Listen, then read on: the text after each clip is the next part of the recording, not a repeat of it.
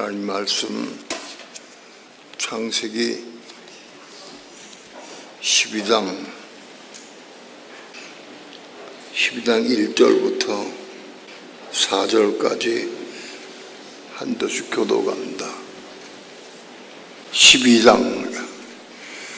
창세기 12장 1절부터 4절까지 교도갑니다. 한 절씩.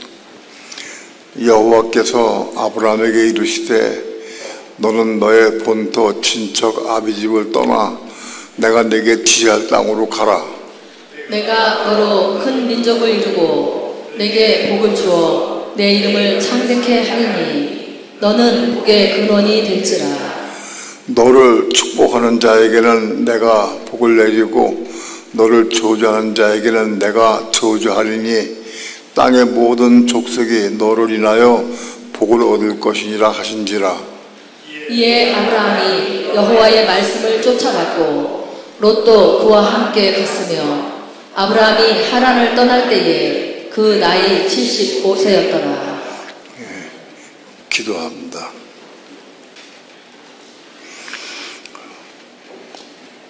오늘도 주의 종들과 성도들이 이렇게 함께 모여서 마음껏 하나님의 성호를 찬양하며 기도하며 우리 마음 중심을 들여 하나님을 경배하고 예배할 수 있는 시간 주신 것 감사를 드립니다. 오늘도 우리 예배를 받으시고 하나님 하늘에서 영광 찬양 받으시옵시며 오늘도 우리에게 생수를 내려주시고 생명의 떡을 내려주셔서 생수를 마시고 생명의 떡을 먹고 은혜 가운데에 돌아갈 수 있도록 주께서 인도해 주시옵소서. 오늘도 종을 붙잡아 주시고 하나님 말씀 증거할 때 주 성령님 도우시고 인도하시고 역사해 주셔서 주의 거룩하신 말씀을 성령님의 감동과 인도하심을 따라서만 온전히 증거할 수 있도록 주 성령님 주장하시고 인도하시고 역사해 주옵소서. 이 시간 주께 맡기고 의지하며 감사드리며 예수님의 이름으로 기도합니다. 아멘.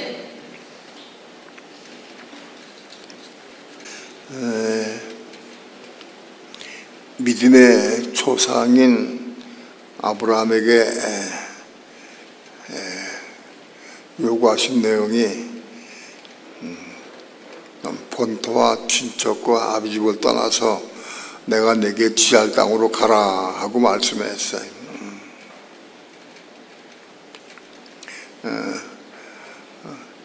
창세기 12장 1절에서는 이렇게 말씀했는데 사실은 아브라함이 갈대아 우르에 있을 때에도 이미 말씀을 했어요. 너는 본토와 친척을 떠나서 내가 네게 지할 땅으로 가라 하고 말씀했어요. 그거는 스데반 집사의 설교 중에 나타납니다. 사도행전 7장에서 하나님께서 아브라함에게 갈대아 우르에 있을 때에 본토와 친척을 떠나서 내가 네게 지할 땅으로 가라 하고 말씀했어요. 왜 그때는 아비 집을 말씀을 하지 않았어요? 왜 그러냐? 아브라함이 그 아비를 너무 사랑하고 효자였기 때문에 아브라함이 너무 효자였기 때문에 아비 집을 떠나라 하는 말씀을 안 했어요. 본토와 친척을 떠나라고만 말씀했어요. 우리가 뭔가 너무 좋아하고 사랑하는 것이 있으면 그걸 버리라고 금방 말씀하지 않으셔. 하나님께서 아브라함이 효자예요. 성경에 보면은 아브라함과 하란과 나홀 삼형제가 있었는데 그 어미에 대해서는 아브라함의 어머니에 대해서는 나오질 않아요. 성경에. 아마도 일찍 아이들을 낳고 죽은 것 같아요. 그래서 그 아비 데라가 아들들을 열심히 키웠어요. 그걸 본 아브라함이 자기 아비 데라를 굉장히 사랑하고 존경하고 또 그렇게 해서 효자 노릇을 했어요. 하나님께서는 아브라함에게 본토와 친족을 아비 집을 떠나라고 하는 것이 그 원칙인데 아비 집을 왜 빼놨느냐? 너무 아브라함이 아들을 사랑하고 효자기 때문에 차마 그걸 얘기 못하신 것 같아. 안 하신 것 같아. 오늘 우리에게도 하나님은 본토와 친족과 아비 집을 떠나라고 요구하셔요. 똑같아요. 그런데 우리가 너무 좋아하고 사랑하는 것이 있으면 그것은 제외하고 요구하신다고.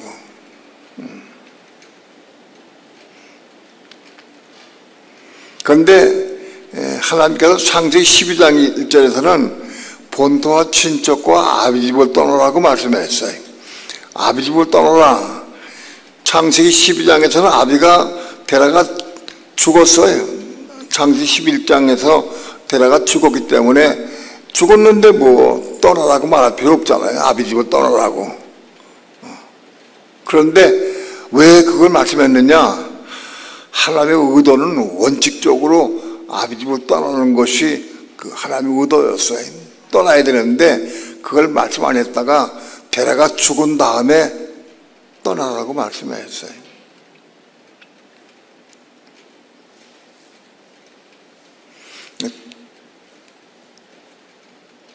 죄송하지만 우리가 너무 좋아하고 사랑하는 것이 있다고 하면 그걸 우리가 포기 못하고 놓지 못하면 빨리 데려갈 수도 있어요.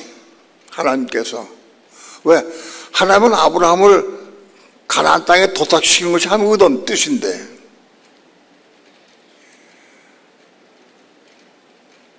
우리가 너무 돈을 좋아하면 돈을 싹 걷어가실 수도 있어요. 명예를 좋아하면 명예를 걷어갈 수도 있어요. 우리가 도저히 포기 못한다고 하나님께서 방법이 그걸 걷어가시는 방법으로 끝난 다음에 이제 떠나라고 그럴 수도 있어요. 자기 육체를 너무너무 사랑하면 육체를 자꾸 육체를 쳐서 고난까지 집어넣어서 거기서 나중에 떠나게 하신다. 두려운 말씀이지만 우리는 창세기 11장, 12장을 통해서 우리는 그걸 깨달아야 되는 거예요. 우리가 아무리 좋아하는 거 있다 할지라도 그거를 끝내야 돼. 끝내야 가는 데 갈 수 있어요. 그거 가지고는 가면서 안 소용없어. 그러나 아브라함이 하나님의 음성을 듣고 창세기 12장에서 여호와의 말씀을 쫓아갔다고 그래서 하더랬어요. 하나님의 말씀을 쫓아서 갔다. 다시 말씀을 쫓아서 떠났다는 거예요. 가나안 땅을 향해 떠나갔어요.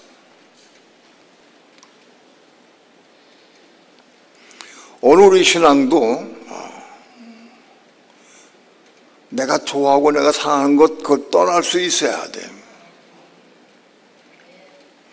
아브라함이 하나님 땅을 떠날 때 하나님께서 분명히 본토 친척 아비 집을 떠나라고 말씀했어요.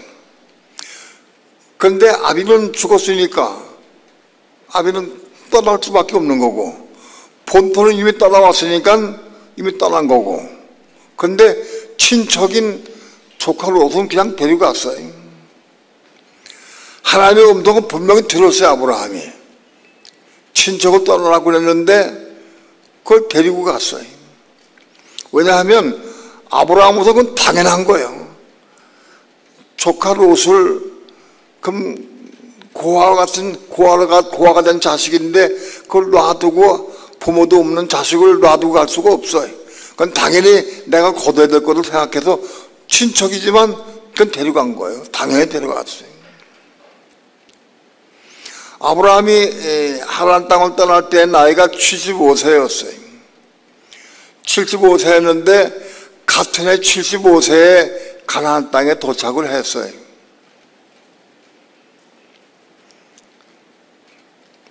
그런데 가나안 땅에 도착한 이후에 창세기 15장에서 하나님께서 아브라함에게 나타나 말씀했어요. 그 몸으로 자식을 낳을 것이다 라고 말씀했어요. 그건 뭐냐? 가나안 땅에 도착한 이후에 아브라함이 친척이 완전히 끝날 때까지 그 조카 롯과 처음에는 그 목축 때문에 그 하인들이 롯의 하인들과 아브라함의 하인들이 다퉜어요. 그것 때문에 아브라함이 조카 롯과 헤어지게 됐어요. 근데 결국은 롯은 여든 동편 뒤를 향해 갔다가 소돔동으로 들어갔어요. 소돔동에 들어갔는데도 그때도 아브라함은 조카 롯을 잊지 못해요. 늘 마음속에 헤어져 있어도 그 마음속에는 조카 롯이 늘 남아 있어요. 그런데 소문에 전쟁이 일어났는데 조카 롯과 그 온 집안 식구가 그돌라오멜의 연합군에게 잡혀갔다 그런 소문을 들었어요. 아브라함이 그 소문 듣자마자 생각도 없이 자기 집에서 길르는데 318명을 데리고 가서 그 연합군을 가서 쳐부셨어요. 새벽에 아마 밤에 가서 야수를 한 것 같아.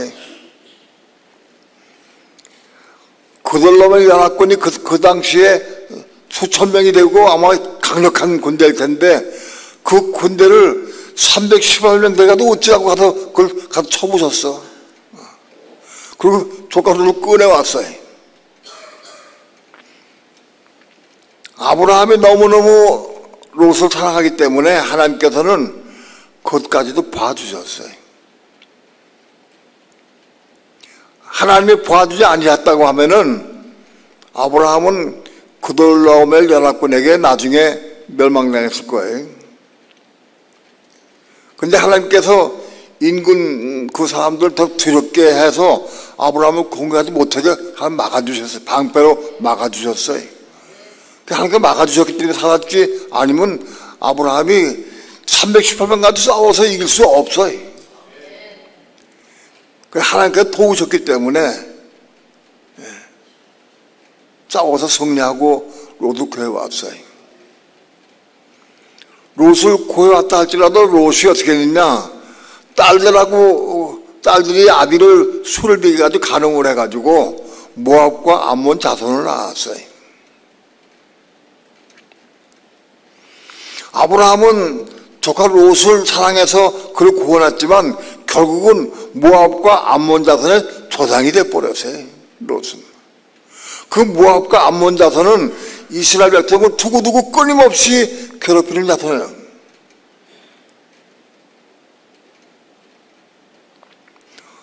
혼으로 사랑하고 자기가 혼으로 사랑해 좋아했던 조카 롯 때문에 자기 후사인 이삭의 후손들이 그들로 인해 엄청난 고난을 많이 당해. 오늘 우리는 인간의 혼적인 마음으로 인간적인 생각으로 누굴 도와주고 친척을 도와주고 누구 도와주고 일하고 하는 교회 도와주고 헌금하고 하는 거 이거 다 그 대가를 받게 된다. 그 대가를 내가 받든지 내 후손이 받든지 대가 받게 된다.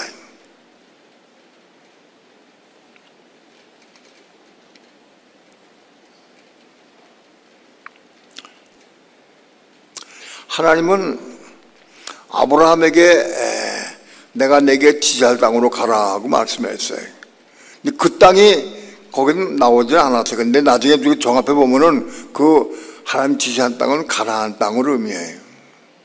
하나님은 아브라함을 가나안 땅으로 인도하시고 원하셨어요.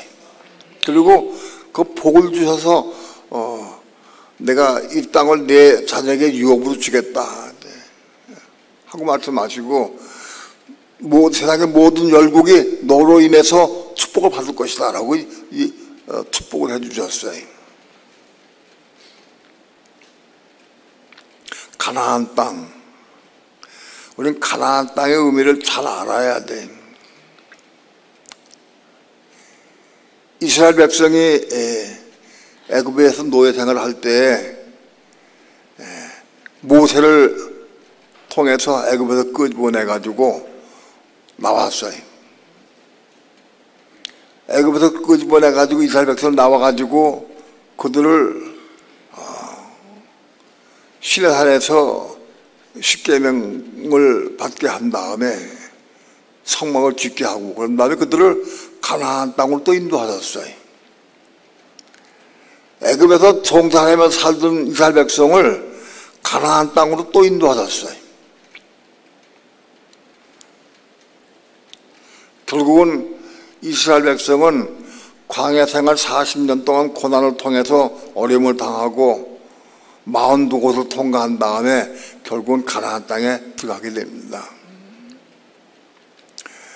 이스라엘 백성이 가나안 땅에 들어가서 살다가 우상을 섬기고 하나님께 범죄를 해서 바벨론의 속국이 되게 하나님께서 허락하셨어요.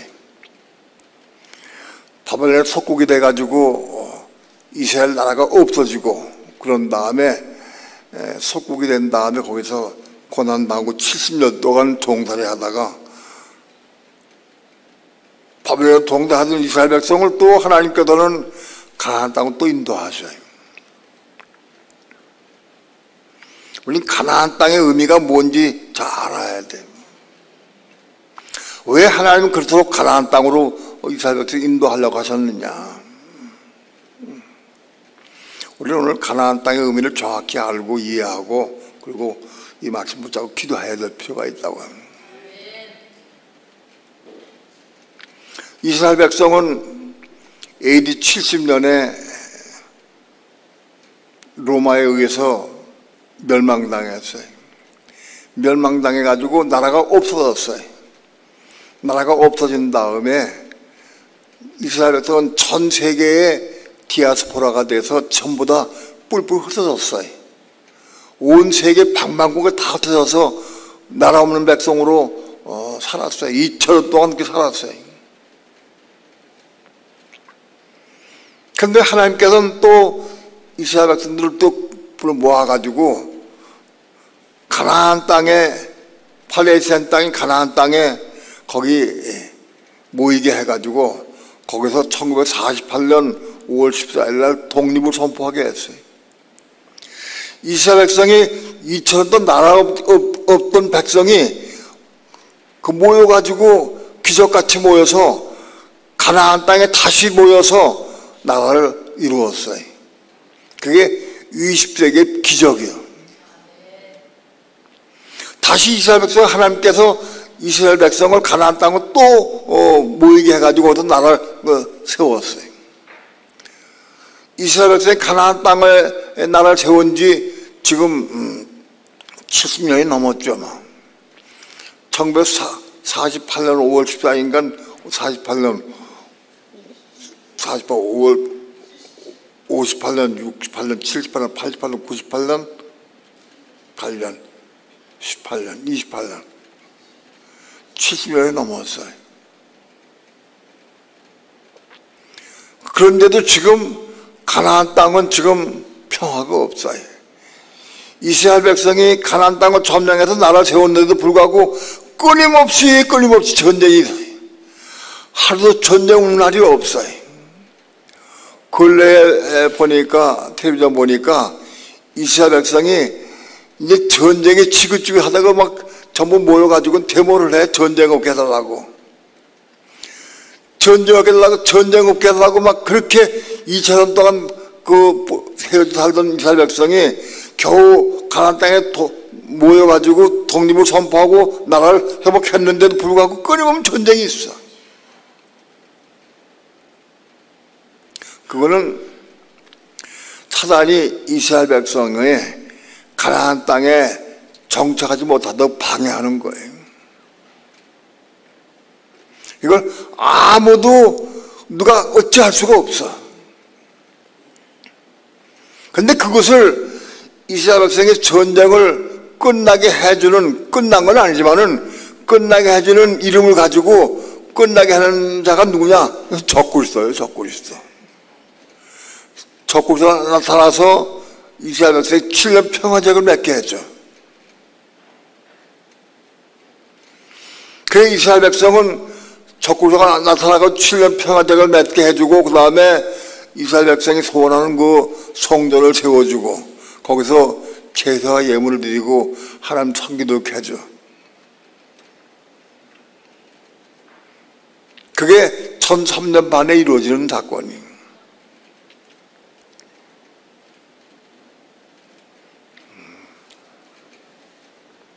가나안 땅은 창세기 28장 한번 봅시다.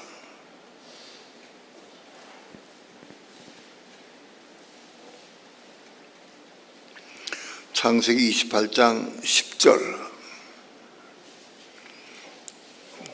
왜 하나님께서 가나안 땅을 그렇게 이스라엘 백성이 주기 원하시느냐, 그걸 이유를 알아야 됩니다. 야곱은 어릴 때부터 장자권을 사모했어요. 뱃속에서부터 장자권을 사모해가지고 힘이 없어가지고 돌지를 밀려나올 때, 쌍둥이를 밀려나올 때 형의 발뒤꿈치를 잡고 나왔다고 그렇게 표현되어 있어요. 야곱은 장자권을 사모하는 사람이었어요. 장자의 축복을 받기를 그렇게 사모했어요. 야곱이 장자의 축복 사모한 것이 뭘 알고 사모한 것도 아닐 거예요. 그냥 무조건 사모한 거예요. 뱃속에 있던 아기가 뭐 장자권이 뭔지 어떻게 알겠어요? 태어나가지고도 마찬가지지.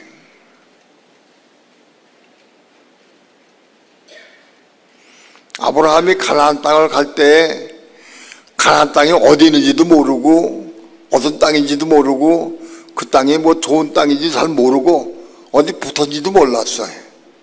아브라함이 가나안 땅을 찾아갈 때는 갈 바를 알지 못하고 갔다고 성경에 기록되어 있어요. 그래서 아무튼 아브라함은 하나님의 음성을 듣고 순종해서 가나안 땅까지 간 거예요. 야곱도 장자권을 사모해서 그 장자권을 얻으려고 그렇게 길을 썼어요.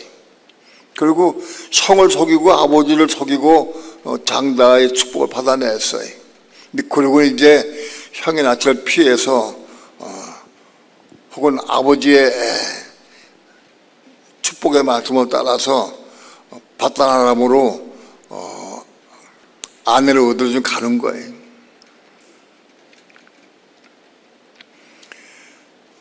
그 보엘세바를 떠나서 보엘세바 아브라함 때부터 살던 그 보엘세바 거기를 떠나서 야곱이 하나님을 향해서 가다가 중도에 해가 저물어서 광야에서 들어누웠어요. 돌기둥을 하나 붙잡아다가는 그걸 딱 세워놓고 돌기둥에 베개를 펴고 그 잠을 잤어요.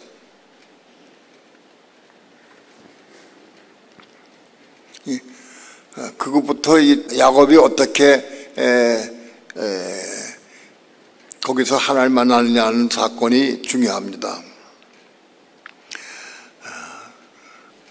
10절 야곱이 브엘세바에서 떠나 하란으로 향하여 가더니 자기가 살던 브엘세바에 떠나서 하란으로 외삼촌 사는 그 땅을 향해서 가더니 한 곳에 이르러 해가 진지라 거기서 유숙하려고 그곳에 한 돌을 취하여 베개하고 거기에 누워 자더니 돌베개하고 누워 잤다 그랬어요. 12절 꿈에 본즉 사닥다리가 땅 위에 섰는데 그 꼭대기가 하늘에 닿았고 또 본즉 하나님의 사자가 그 위에서 오르락 내리락하고 또 본즉 여호와께서 그 위에 서서 가라하되 나는 여호와니 너의 조부 아브라함의 하나님이요 이삭의 하나님이라 너 누운 땅을 내가 너와 내 자손에게 주리니. 꿈에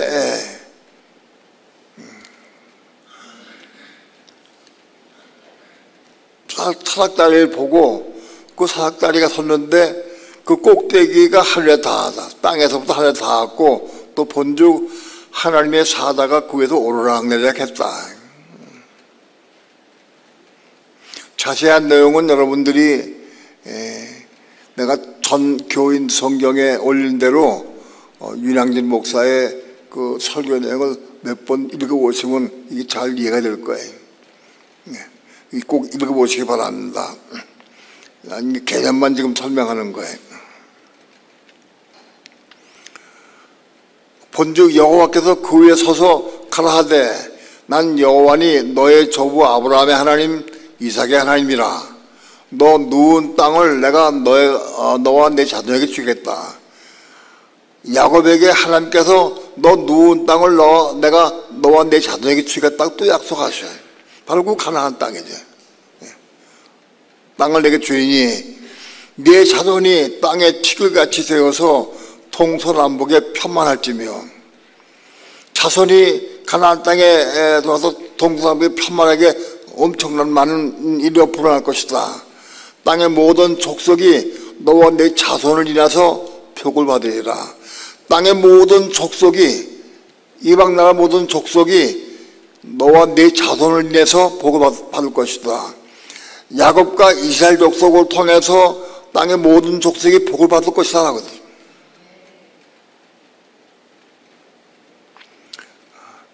(15절) 다 함께 합독합니다. 시작. 내가 너와 함께 있어 내가 어디로 가든지 너를 지키며 너를 이끌어 이 땅으로 돌아오게 할지라. 내가 내게 허락한 것을 다 이루기까지 너를 떠나지 아니라 하십니다. 내가 너와 함께 있어서 내가 어디로 가든지 너를 지키며 너를 이끌어 이 땅으로 돌아오게 할 것이다. 내가 내게 허락한 것을 다 이루기까지 너를 떠나지 아니하리라 하고 약속하셨어요. 16절 야곱이 잠을 깨어 가로되 여호와께서 과연 여기 계시거늘 내가 알지 못하였도다. 이에 두려워하여 가로되 두렵도다 이곳이요 다른 것이 아니라 이는 하나님의 전이요 이는 하늘의 문이로다. 야곱이 그 환상을 본 다음에 그 사닥다리 꼭대기에서 말씀하신 하나님의 음성을 듣고 깨달았어요. 이곳이 하나님의 전이다, 하나님의 집이다, 또 여기가 하늘의 문이다 하고 간증을 했어요. 야곱이 처음 하나님을 만나고 거기서 그 만난 하나님을 만난 바로 그 장소가 하나님의 집이다, 또 하나님의 문이로다, 하늘의 문이로다 하고 말했어요. 18절 야곱이 아침에 일찍 일어나 베개 하였던 돌을 가져 기둥으로 세우고 그 위에 기름을 붓고 그곳 이름을 베델이라 하였더라. 이상의 이름은 루스더라. 야곱이 아침에 일찍 일어나서 베개 했던 돌을 가져다가 기둥으로 세우고 그 위에 기름을 받았다. 돌기둥에 기름 바른 것은 그 돌기둥은 야곱 자신을 의미해. 야곱 자신이 돌기둥에 기름을 부었다. 그래서 그리고 기름을 붓고 그 돌기둥이 하나님의 집의 기둥이 되게 했다. 그리고 그 이름을 베델이라 했다. 베델은 하나님의 집이라는 뜻이에요. 하나님의 집, 성전을 야곱이 돌 기둥을 세우면서 성전을 세우기 시작한 거예요. 그 성전 세운 첫 사건이 하나님의 집을 세운 첫 사건이다.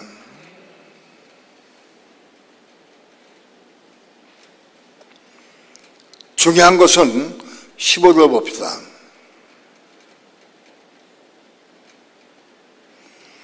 성전을 세우는 사람에게 하나님께서는 내가 너와 함께 있겠다, 내가 너와 함께 있다, 그리고 내가 어디로 가든지 내가 너를 지켜주겠다, 너를 이끌어 이 땅으로 돌아오게 할지라. 내가 네게 허락한 것을 다 이루기까지 너를 떠나지 아니하리라 하셨다. 성전을 세우고 하나님의 집을 세우는 사람을 하나님은 꼭 붙잡고 계시다. 꼭 안고 계신다는 거예요. 그 생명을 딱 주고 하고 계신다는 거예요.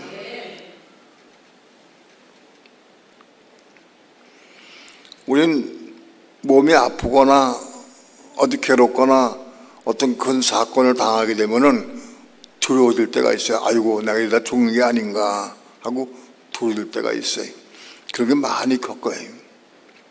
나도 시술을 몇 번 해가지고 그때마다 주님 이거 제가 마지막 아닙니까 하고 내가 그렇게 기도한 적도 있어. 그러나 그 기도할 때마다 하나님께서 날 딱 붙잡아 주셨어요. 내가 두려워할 때마다 기도하면 하나님께 날 딱 붙잡은 걸 내가 느껴요. 왜? 하나님의 집을 세우는 사람을 하나님께서 딱 붙잡고 계신다. 안고 계신다. 그 생명을 보장하신다는 거예요. 그걸 이루기까지 보장하신다는 거예요.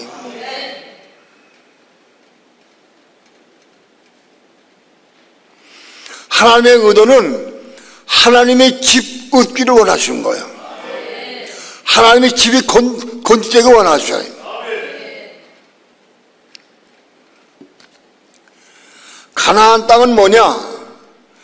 가나안 땅은 하나님의 집인 베델을 중심으로 한 가나안 땅은 바로 하나님의 집이 시작인 거예요.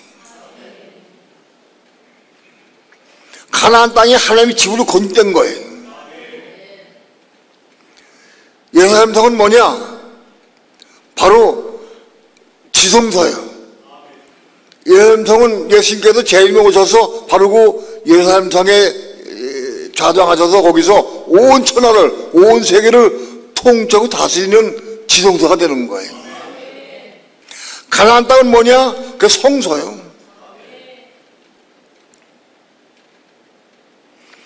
가나안 땅은 영적으로 보면 성소가 되고 예루살렘 성은 지성소가 되는 거예요.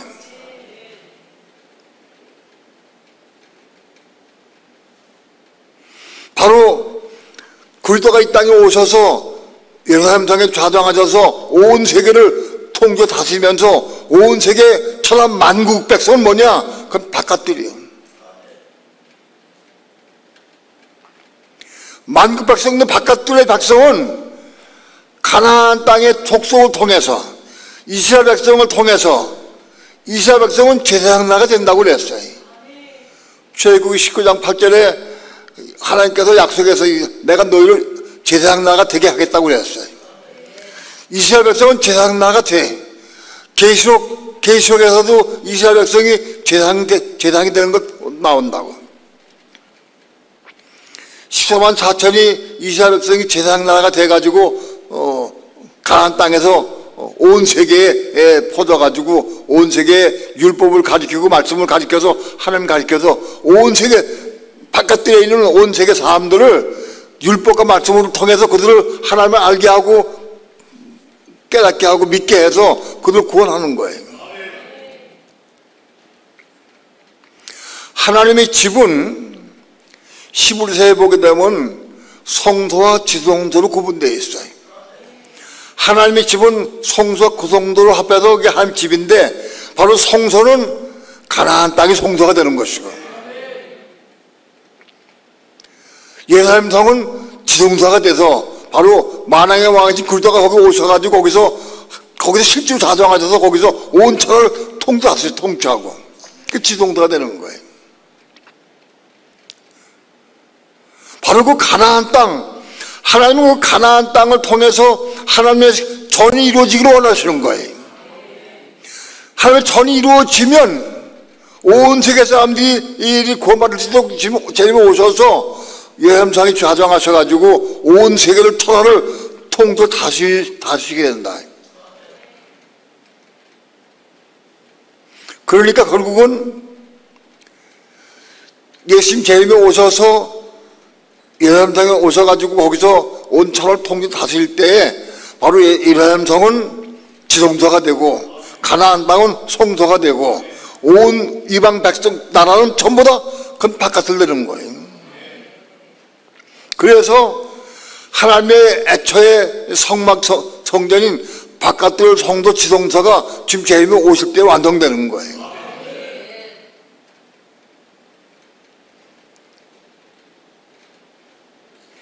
바로 이 하나님 나라가 완성되려고 하면 가나안 땅이 확보돼 가지고 가나안 땅에서 제사장 나라가 서야 돼. 제사장 나라가 확보되어야 주님이 오셔서 온 세계를 통치할 때에 그 제사장 나라가 온 세계 통치해서 하나님을 가리키고 율법을 가리키고 하나님 믿게 하도록 인도하는 거예요. 그래서 온 세계 열방이 다 이스라엘 백성을 통해서 고맙는 거예요.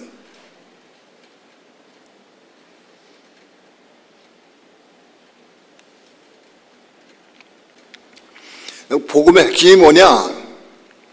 하나님은 성전 건축을 원하셔요. 성전이 건축되기를 기다리고 계신 거예요.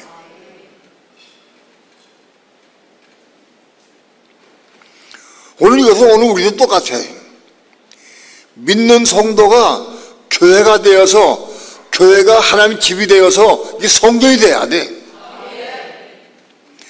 내가 교회 다니면서 얼마큼 많이 헌금하고, 내가 얼마큼 많이 봉사하고, 얼마나 충성하고, 많이 전도하고, 그게 문제가 아닌 거예요. 내가 성전이 돼, 성전이. 나는 정말로 교회에 성전이 돼 있느냐? 난 성전과 한 몸이냐? 자기를 봐라.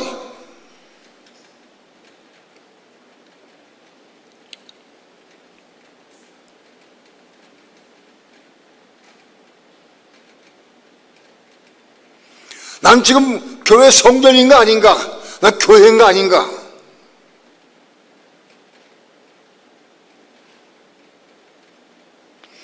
아직도 우리는 상대방 누굴 볼 때 비방하고 판단하고 정죄하면 아직 교회가 아닌 거예요.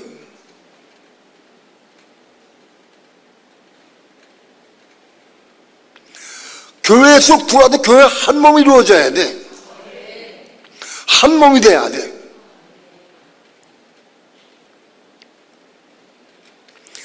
성경을 아무리 많이 알고 많이 가르쳐도 소용없어요.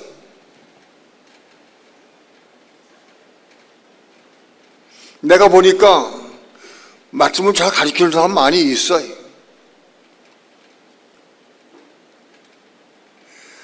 책망은 받는 것마다 빛이라 하는 말씀을 잘 잘들 전해더라고. 책망은 받는 것마다 빛이라고 그랬어. 근데 자기가 책망받으면 빛이 안 나. 사망이 와. 왜 그러냐? 그 말씀을 내가 이루지 못했으니까. 책망은 받는 것보다 빛이라고 아무리 얘기해도 그건 소리요. 그런 소리 아무리 해도 소용없는 거예요. 내가 정말로 책망 받을 때 빛이 나타나느냐, 은혜가 되느냐, 생명을 내가 생명 받을 수 있느냐, 그게 관건이야. 내가 십자가 통과하지 못하면 책망 받으면은 반드시 사망이 오게 돼 있어요.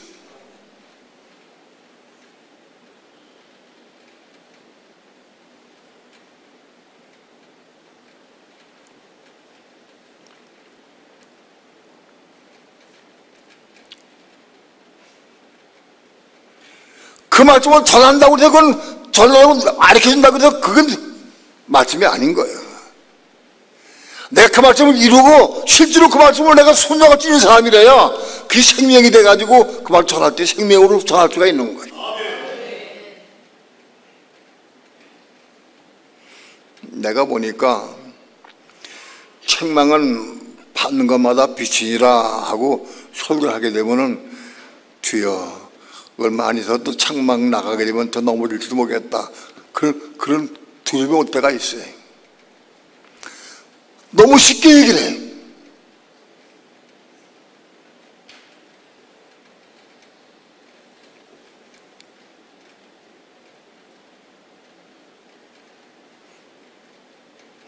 가나안 여인이 예수님께 와서 자기 딸이 흉악히 귀신 들렸어요. 귀신 들린 딸 때문에 고통스러워가지고 와서 예수님께 고쳐달라고 그랬어요.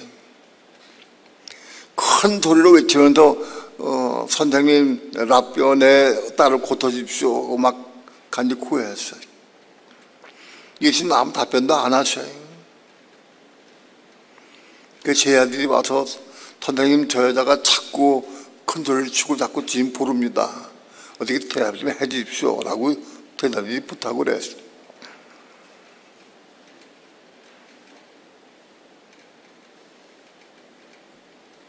나는 이스라엘에 잃어버린 양으로 보내심 받았지, 받았다고 또 얘기를 하세요. 난 저 같은 가난한 여인에게 내 보내심 받은 게 아니라 난 이스라엘 집에 잃어버린 양이면 내 보내심 받았다 하고 그걸 배척을 했어요. 안 받아들였어요.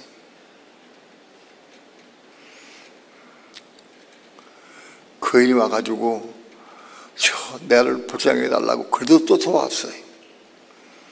남 배척하라고 좀 부정적인 얘기를 하게 되면 피 관두지 뭐. 내 딸 못 고쳐도 내 관두지 뭐. 그건 보통 그래. 혈기가 있어가지고 딸 고침받는 건 놔두고 혈기 때문에 속상해서 그냥 알았습니다. 몰라. 그러나 여인은 정말 겸손한 마음 찾아왔어요. 찾아와서 또 구해.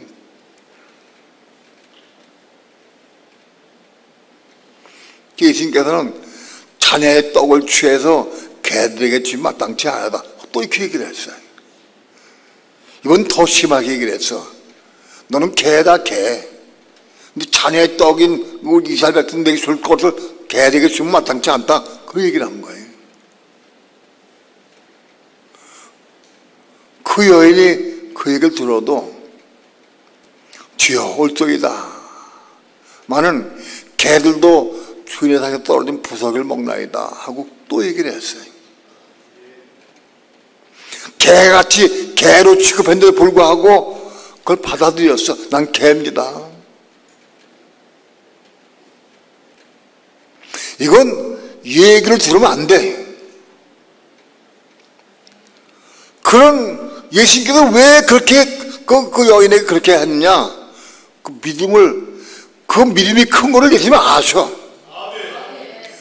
그 믿음이 큰 걸 예수님이 아시고 겸손한 걸 아셔. 근데 그거를 이스라엘 백성에게 보여주기 위해서, 오늘 우리에게 보여주기 위해서 그걸 질문하신 거예요. 그걸.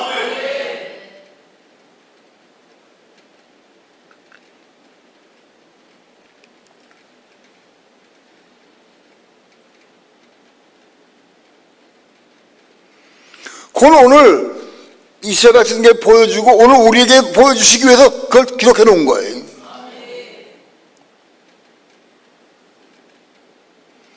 우리는 말씀을 들으면 또 보면 곧 그렇게 할 수 있을 것 같아. 그러나 어림도 없지. 안 돼. 그런데 누가 할 수 있느냐? 그 말씀을 먹어버린 사람. 주 예수님 맞습니다. 정말 나도 이 가난한 여인까지 겸손하게 원합니다. 사모하는 마음 갖고 원합니다. 기도해야 돼.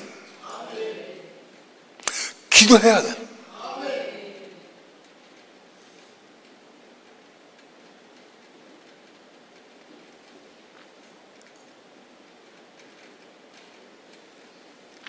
책망을 하면요 대부분 다 넘어져. 책망을 하면 다 넘어져. 어떤 사람은 또 안 넘어진 사람도 있긴 있어. 책망을 해도. 그런데 책망을 하면 왜 넘어지느냐? 성령께 묻질 않아. 물을 수가 없어. 화가 나서, 속상해서, 미워서 물어주지가 않는 거라.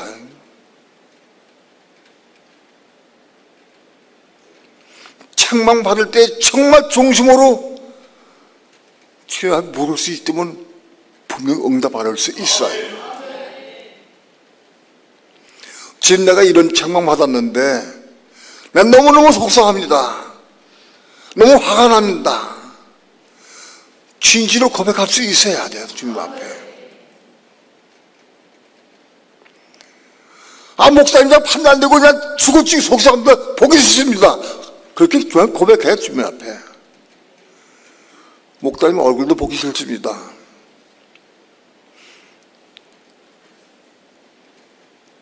고백을 해라, 주님 앞에. 이는 그대로 해.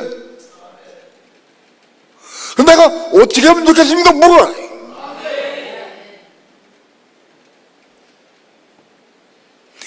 정말 그 상태를 고백을 하고 물으면 틀림없이 주님은 우리 갈 길을 인도해 주셔요. 응답해 주신다고. 이 응답을 들어야 이길 수 있어요. 묻질 않아. 물을 수가 없어. 물어주지가 않아. 다 넘어지는 거예요.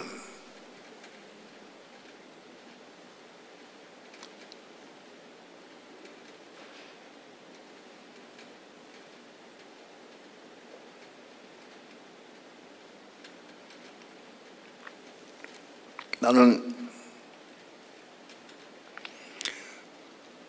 하나님 앞에 내가 말하지만 저 사람 나한테 고깝게 하고 좀 나란데가 내가 언젠가 좀 책망해야지 하고 책망하지 않아요. 나 그러지 않아요. 설교하다가 책망이 나오는 거예요. 사람과는 책망이 나오는 거예요. 난 몰라.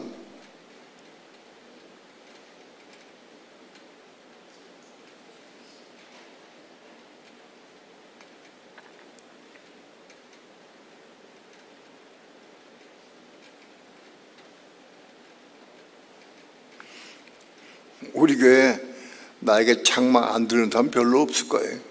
그래도 이만큼 많이 남았으니까.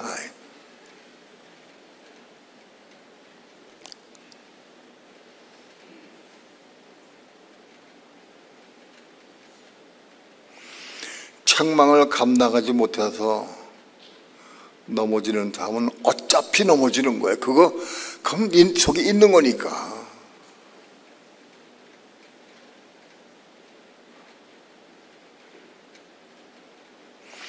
교만한 사람은 절대 책망을 감당할 수 없습니다.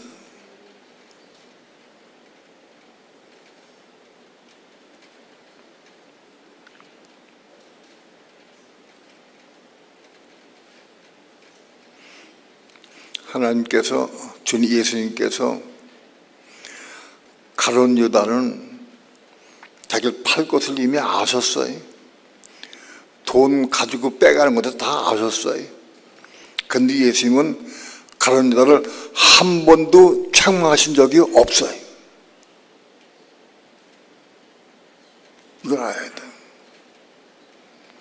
근데 예수님이 베드로가 잠을 때는 저 사람 불러가라 하고 금방 했어요. 왜? 신앙이 좋으니까. 짐을 너무 사랑하니까. 사람 불러가라 하지. 나는 그 말씀 볼 때 맨 처음에는 야, 이건 예수님 너무했다. 사람 불러가라고 어떻게 그렇게 말씀했냐. 너무했다. 그렇게 한동안 생각을 했어요. 그리고 내가 기도했어요. 하나님, 어떻게 그렇게 책망할 수 있습니까? 사람 불러가라고. 그런데요, 나중에 깨닫고 보니까 그게 사랑이로구나. 예수님이 베드로를 사랑하기 때문에 책망한 거라고. 또 그 책망을 왜 했느냐? 그 책망을 왜 했느냐? 우리에게 보게 하기 위해서. 오늘 우리에게 깨닫게 하기 위해서. 그거 보여주기 위해서 책망한 거예요.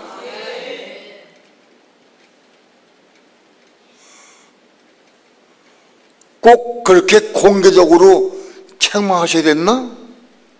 그렇습니다. 그렇게 공개적으로 책망하셔야 돼. 그래야 우리가 깨달아.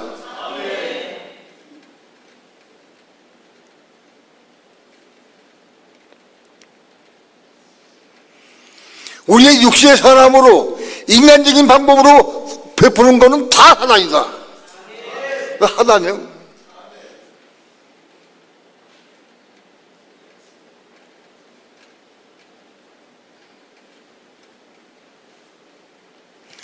우리의 사랑 혼적인 마음 가지고 하는 것이 다 사단이다. 예? 우리가 무슨 일할 때 내가 육신적 혼적으로 일하래. 근데 목사 가지고 사단아 불러가라 그러면은 코가 삐뚤어지고 도망갈 것 같은.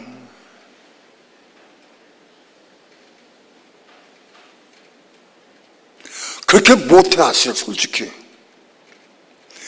정말 그가 나를 사랑하고 정말 나를 좋아하고 진리를 사모한다면 난 할 수 있어. 난 그렇게 할 수 있어. 그러면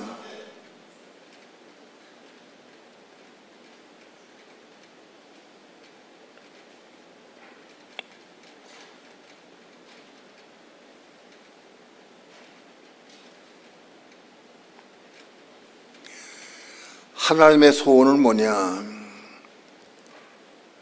하나님의 집을 건축하는 사람을 하나님께서 그 생명을 꽉 장중에 품고 계신다. 사단 마귀가 절대 그걸 흔들 수 없다.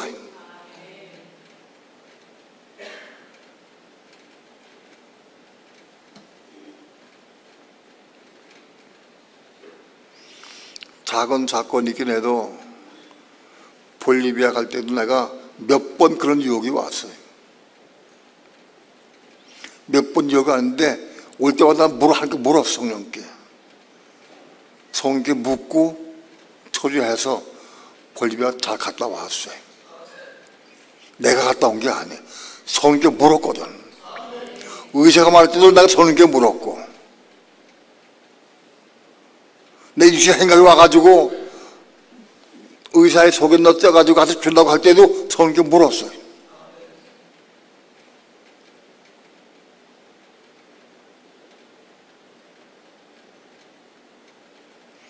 매사에 성령께 묻고 한 거예요. 내 신앙이 좋은 것도 아니에요.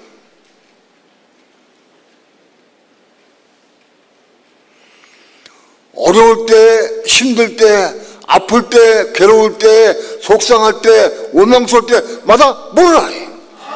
그대로 고백하고 물어라.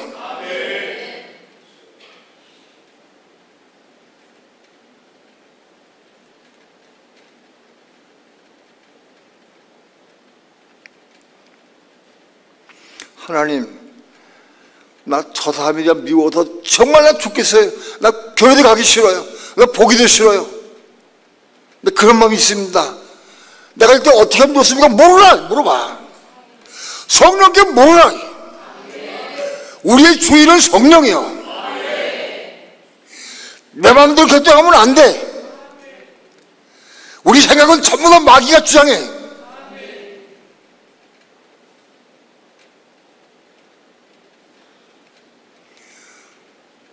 교회로 건드려야 교회. 난 진정 교회를 사랑하는가?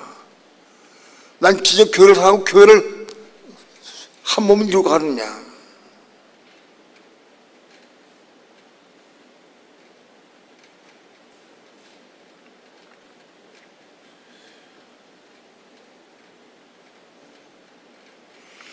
하나님은 성전인 그리스도의 몸을 이루고 하나님이 집을 원하셔요. 바로 가나안 땅은 하나님의 집인 성소가 되는 것이죠.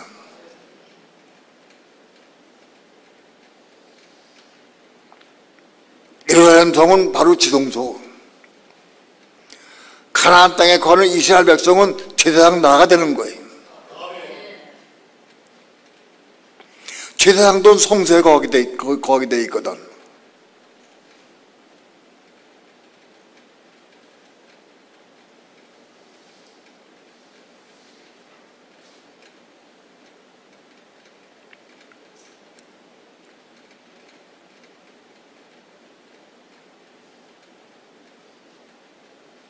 가나안 땅은 언제 하나님 집으로 건축되느냐?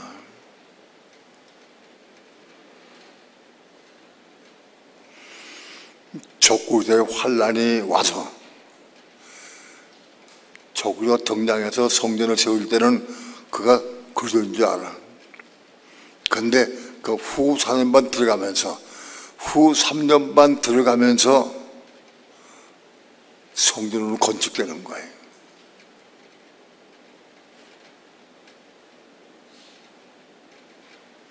계속 7장에 보게 되면은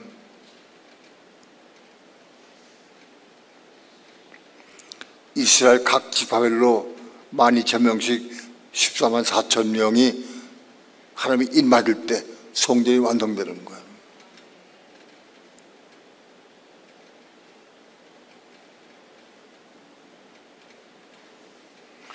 (14만 4천의) 이스라엘 백성의 14만 4천의 입맞은 성도, 하나님이 입맞은 사람이 확보될 때에 가나안 땅의 성전이 된 거예요. 성소가 된 거예요. 그게 언제 이루어지느냐?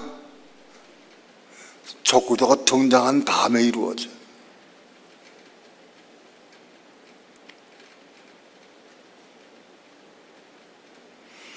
지금 이스라엘 백성은 그렇게 2000년 동안이나 성전에서 하나님 섬기기 싶어하는 사람들이 많이 있어요. 근데 성전이 없어서 하나님 섬길 수가 없어.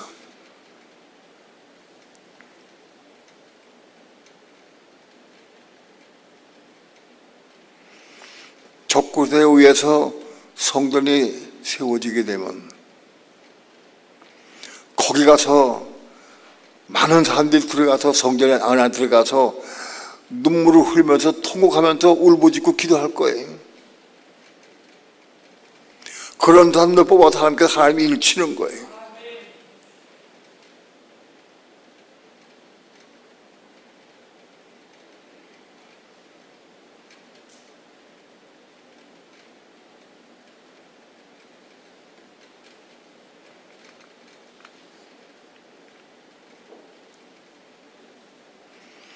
오늘날 교회도 마찬가지.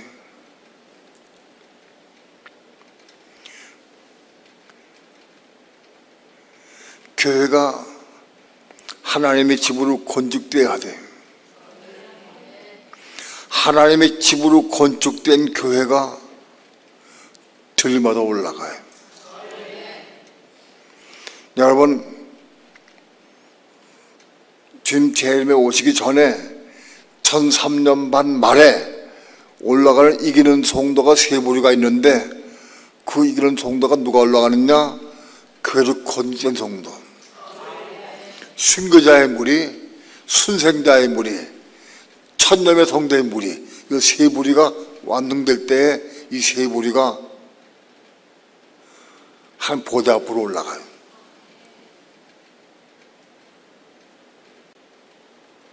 그럼 성전이 완성된 거예요.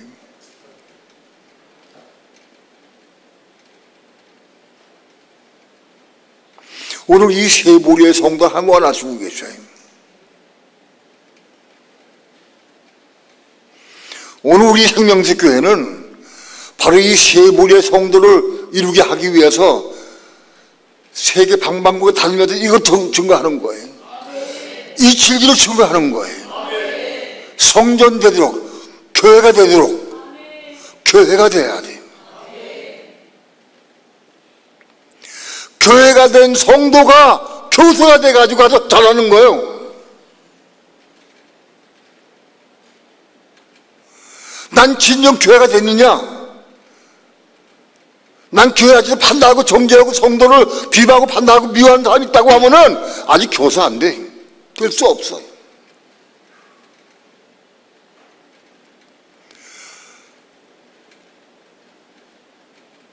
교회가 안 된, 아직 못 이룬 성도는 나가서 전해도 소리만 내, 소리만. 생명의 말씀을 집어넣을 수가 없어. 내 속이 텅텅 비었는데 뭘 집어넣어줘?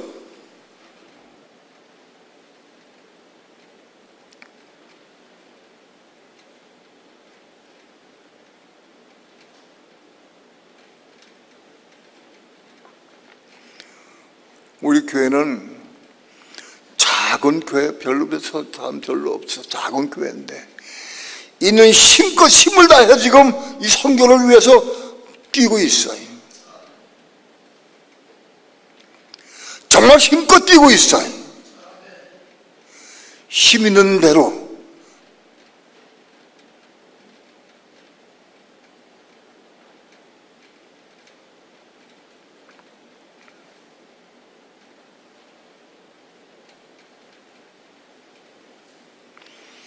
이스라엘 백성은 하나님의 집인 성전을 이루어야 돼.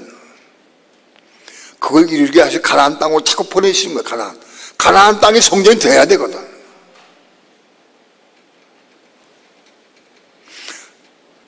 오늘 교회에게는, 이 방법에서 오늘 우리 교회에게는 이기는 성도 확보돼야 돼.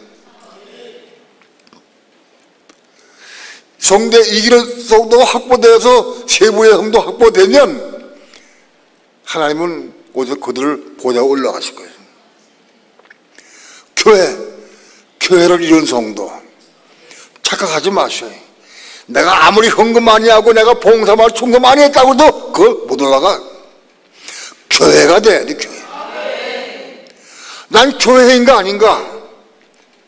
난 교회 삶을 통해서 다른 사람 비방하고 판단하느냐? 그건 교회 아닌 거예요. 어떤 경우도 그걸 포하고 안을 수 있어야 돼.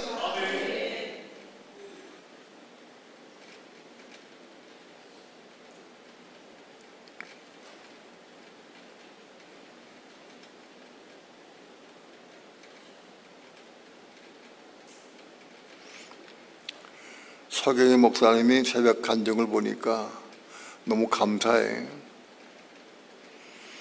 내가 사모님을 케어하고 있는데 처음에는 내가 육체로 했다. 육체로 사모님을 케어했다. 육체로 사모님을 케어할 때는 내가 속상한 것도 많고 원망도 많고 판단도 많이 했다. 그거 안 하려고 해도 자꾸 판단돼서 자꾸 나 괴로웠다. 근데 이제는 내가 몸으로 내가 사모님을 섬긴다. 간증을 해. 맞다. 몸으로 하고 있어요.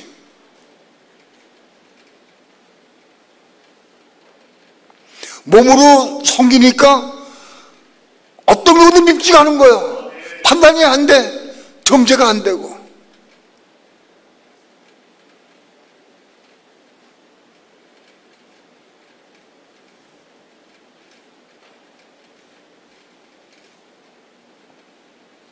사모님을 케어도 내가 부탁을 했어요. 내가 한 게 아니고 하나님께서 감동 주셔서 부탁한 거예요. 사실은 그 부탁한다고 되는 것도 아니죠.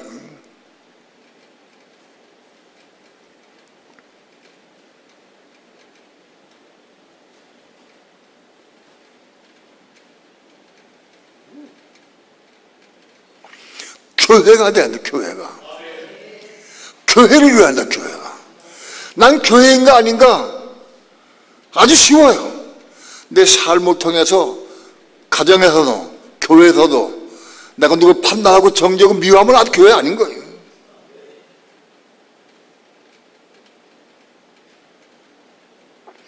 아직 율법이 살아있으면 난 교회가 될 수 없어요. 내가 율법으로 말미암아 율법을 향해 죽은 자가 교회가 될 수 있는 거예요.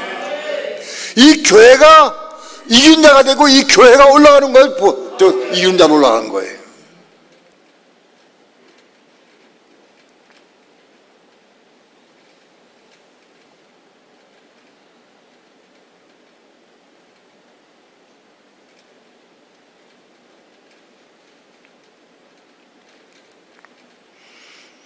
하나님께서 왜 그토록 이스라엘 백성들에게 아브라함에게 이삭과 야곱에게 왜 그 가나안 땅을 자꾸 말씀했느냐?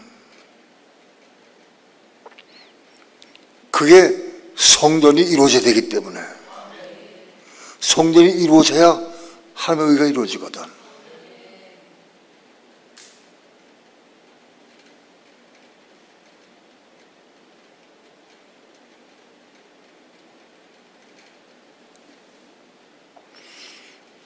이스라엘 백성에게는 성전을 이루도록 원하시고, 오늘 이방인 오늘 우리 교회에게는 교회가 되기 위해 교회가 돼야 한다. 난 진정 교회가 됐는가?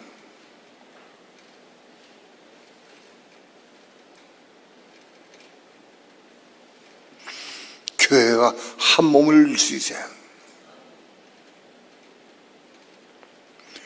우리는 아무도 교회가 될 수는 없어요. 정말 성령께 매 사건마다 일마다 전부 다 작은 것보다 큰 일까지 전부 다 성령께 맡기고 기도해야 돼요. 우리 힘으로는 조그만 거 하나도 이룰 수 없어요. 성령께 묻고 맡기고 기도하라.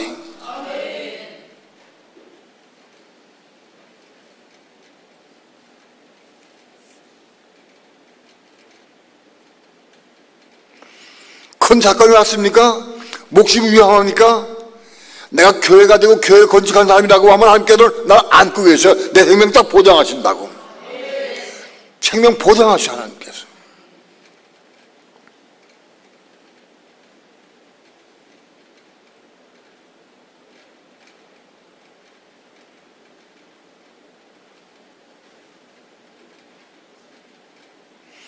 뇌경색이 왔어요. 팔다리가 안 움직였어요. 12시간 후에 MRI 찍으니까 내가 다 죽었어. 하나님께 맡기 기도하니까 살았어. 오늘까지 다니면 전화다 복음 전화다. 산 증인하니. MRI 찍으니까 내 세포가 다 까맣게 죽었어. 성령께서 죄를 불러라. 나 불렀어. 그 안에 죽었던 내 세포가 살았어. 그리고 지금까지 움직이게 하다.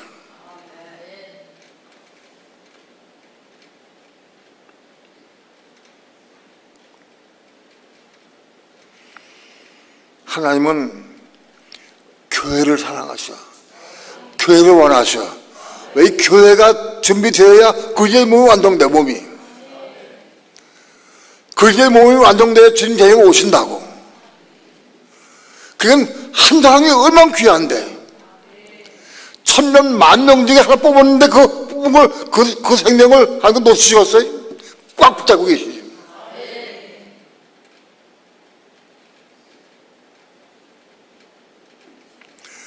교회가 된 사람은 어떤 사건이 오고 어떤 문제가 있어도 딱 기도하고 믿으면 딱 밀리다고 와. 평강의 안식이 와. 여기 감사가 온다고.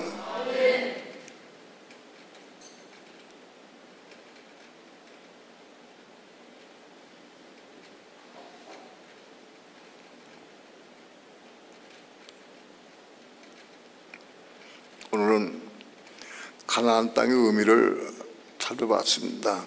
왜 하나님은 이스라엘 백성에게 가나안 땅에 가기를 그렇게 원하셨는가? 그 의미가 뭐냐? 성전을 건축하게 하기 위해서, 성전으로 건축되게 하기 위해서.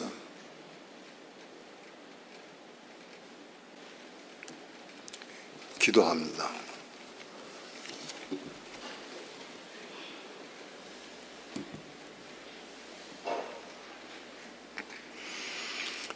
귀하신 주님 감사합니다. 오늘도 부족한 종 어눌한 입술을 가지고 주의 말씀을 증거했습니다. 하나님의 성령께서 이 말씀을 저들 마음속에 먹게 도와주셔서 이 말씀을 붙잡고 기도하면서 이루어가는 삶을 살아갈 수 있도록 축복해 주셔서 우리가 어찌하든지 교회로 건축되게 도와주셔서 그리스도의 몸으로 하나님의 집으로 건축되어 갈 수 있도록 주 예수여 축복해 주옵소서. 그리함으로 이기는 자가 되어서 날마다 이기는 자의 삶을 살아가게 도와주시고 믿음으로 승리의 삶을 살아갈 수 있도록 주 예수여 축복해 주시옵소서. 감사드리며 예수님의 이름으로 기도합니다. 아멘. 다시 한번 말씀드리지만 우리는 작은 일도 하나도 우리 이룰 수 없습니다. 100번 결심해도 못 이룹니다. 하나님께 맡기고 의지해야 됩니다. 성령께 부르고 기도해야 됩니다. 우리 힘으로 할 수 있는 건 아무것도 없습니다. 정말 매사에 맡기고 의지하기 바랍니다. 성령께 묻기 바랍니다. 그래서 기도하시고 응답 받으시길 축원합니다. 응답을 못 받는 것은 이유가 있어요. 왜 응답 못 받느냐? 아직 내 고집이 너무 강해서, 내 주장이 너무 강해서 응답 못 받아. 교만하면 응답하지 못해. 내 걸 다 내려놔야 돼. 내려놓고 중심으로 기도해야 돼. 그리고 솔직해야 돼. 겸손해야 돼. 있는 그대로 솔직히 기도해야 돼.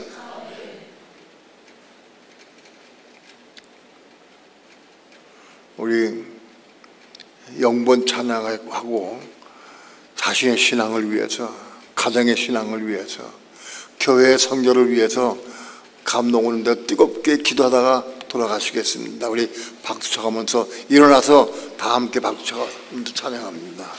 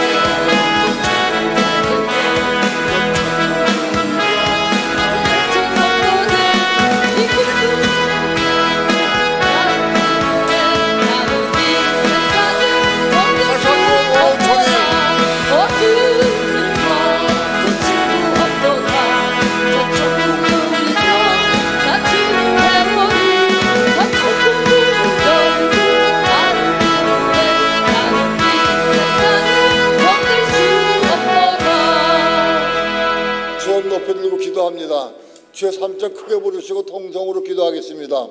주 예수